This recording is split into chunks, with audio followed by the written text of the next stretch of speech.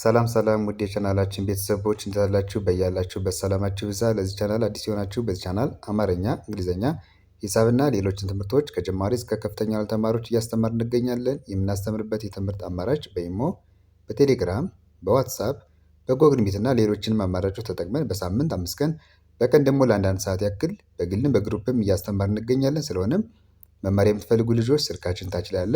ኢሞ፣ ቴሌግራም እንዲሁም ዋትሳፕ ላይ ደውላችሁ በመመዝገብ መማር ትችላላችሁ ማለት ነው። ቻናላችን ላይክ፣ ሸር እና ሰብስክራይብ እያደረጋችሁ ቤተሰብ ሁኑ። በዛሬ ትምህርታችን ደግሞ የምንመማረው የአማርኛ አረፍተ ነገሮችን መጀመሪያ እናያለን። ከዛ ደግሞ እነዚህ አረፍተ ነገሮች ደግሞ በእንግሊዝኛ ፊደላቶች ተጠቅመን እንዴት መጻፍ እንደምንችል ማንበብ እንደምንችል እናያለን ማለት ነው። ስለዚህ ዛሬ ሁለቱንም የአማርኛ አረፍተ ነገሮችንም እዚያ ደግሞ እነዚህን አረፍተ ነገሮች በእንግሊዝኛ ሌተሮች ደግሞ አማርኛ በእንግሊዝኛ እንዴት መጻፍ እንደምንችል በቀላል መንገድ የማሳያችሁ ይሆናል። ስለዚህ እናንተ አብራችሁ ከኔ ጋር እያነበባችሁ እየጻፋችሁ እስከ መጨረሻው ተከታተላላችሁ። ወደ ትምህርታችን እንገባለን።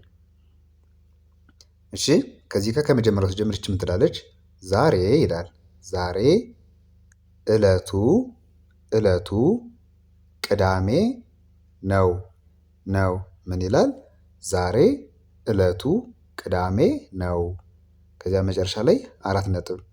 አማርኛ ላይ አዎንታዊ አረፍተ ነገር አንድ መልእክት ሁለት እና ከዚያም በላይ የሆኑ ቃላቶች በአንድ ላይ ሆኖ አንድ አረፍተ ነገር ስንመሰርት መጨረሻ ላይ 4 ነጥብ እንጠቀማለን። ዛሬ እለቱ ቅዳሜ ነው።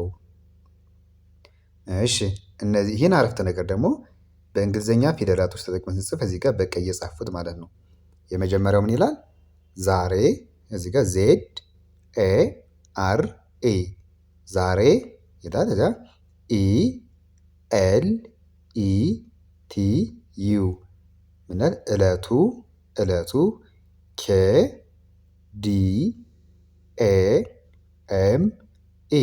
በአንድ ላይ ቅዳሜ NEW ነው። ዛሬ እለቱ ቅዳሜ ነው።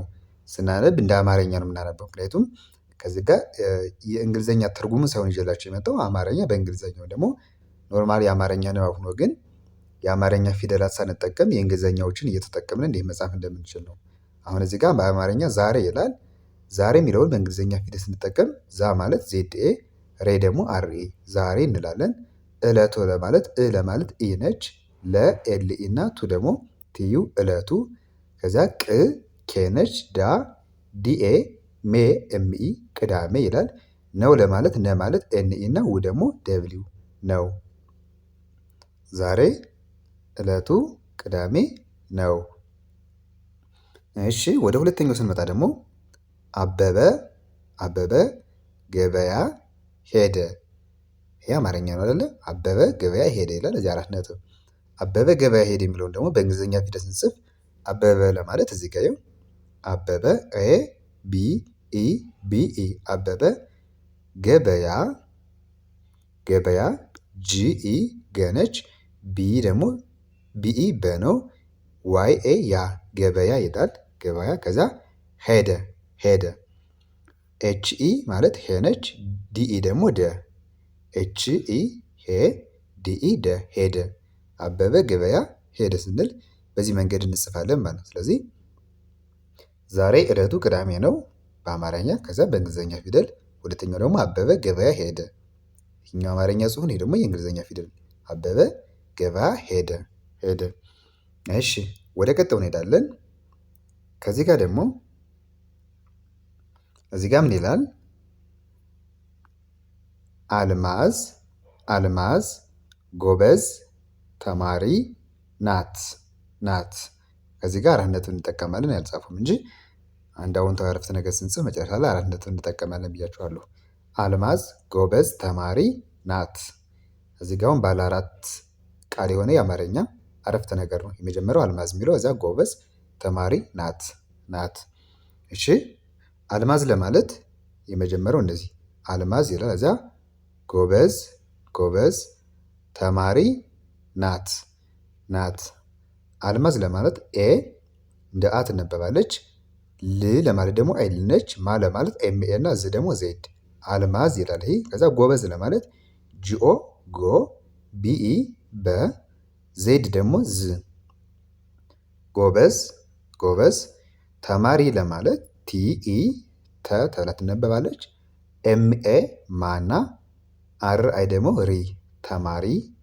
እሺ ናት ለማለት ኤንኤ ና ት ለማለት ደግሞ ቲ ፊደል ቲ እንደ ት ትነበባለች ናት። አልማዝ ጎበዝ ተማሪ ናት ናት። እሺ ወደ ቀጣይ ስንመጣ አህመድ ታታሪ ተማሪ ነው። ምን ይላል? አህመድ ታታሪ ተማሪ ነው። አሁንም 1 2 3 4 ቃላቶች አሉ። እሺ የመጀመሪያው አህመድ ለማለት ይሄ ይሆናል ማለት ነው። አህመድ እሺ ታታሪ ተማሪ ነው። ኤ ነች ብያችኋለሁ። ኤ እንደ አ ትነበባለች። እዚህ ጋር አልማዝ ስንልም ኤን የተጠቀምነ። እዚያ ህ ለማለት ኤች ነች። መ ኤምኢ እና ዲ ደግሞ ዲ ነች። እነዚህ 5ቱ የእንግሊዝኛ ፊደላቶች በአንድ ላይ አህመድ ተብሎ ይነበባሉ። ታታሪ የሚለው ደግሞ ታ ማለት ቲኤ ነች። እዚህ ጋር ፊደሎች ተመሳሳይ ስለሆኑ ቲኤ ታ ማለት ነው። ሁለቴ ታ። እዚያ ሪ ለማለት አርአይ ታታሪ። እዚህ ጋር ተማሪ ስንልም አይተናል። ሪ ማለት አርአይ ታታሪ። ተማሪ የሚለው ደግሞ ከዚህ ጋር እንደጻፍነው ተመሳሳይ ቲኢ ኤምኤ አር አይ ተማሪ ነው። ስንል ደግሞ ነ ኤንድ እና ው ደግሞ ደብሊው ነው። አህመድ ታታሪ ተማሪ ነው። ነው። እሺ ወደ ቀጣዩ ስንመጣ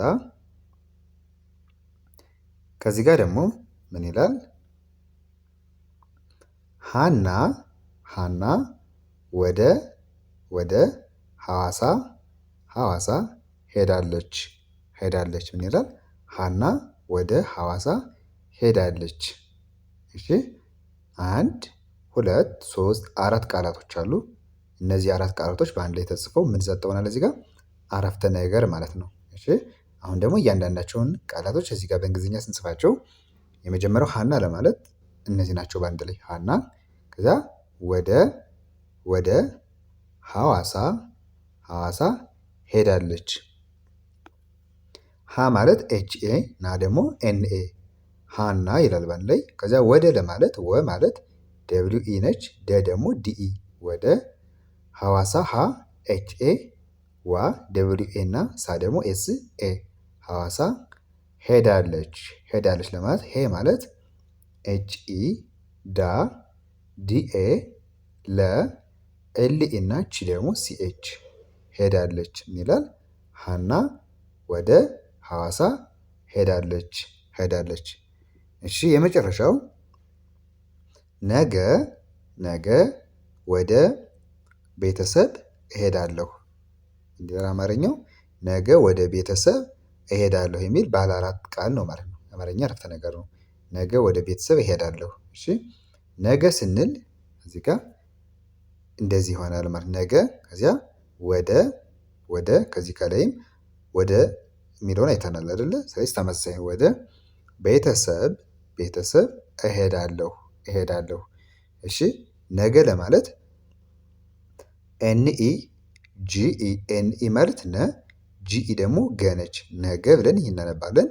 እዚያ ወደ የሚለውን ለመጻፍ ደግሞ ወ ማለት ደብሊው ኢ እዚህ ጋር ነግራችኋለሁ ካልረሳችሁ። ደ ማለት ዲኢ ነች ወደ እዚህ ጋር ሀና ወደ ሐዋሳ ሄዳለች ስል ወደ የሚለውን አይተናል ተመሳሳይ ነው ማለት ነው። ደብሊው ኢ ዲኢ ወደ። እሺ ቤተሰብ ለማለት ደግሞ ቤ ማለት ቢኤ ነች። ተ ቲኢ ሰ ኤስኢ ብ ደግሞ እንደ ቢ ነች። ቢ እንደ ብ ትነበባለች።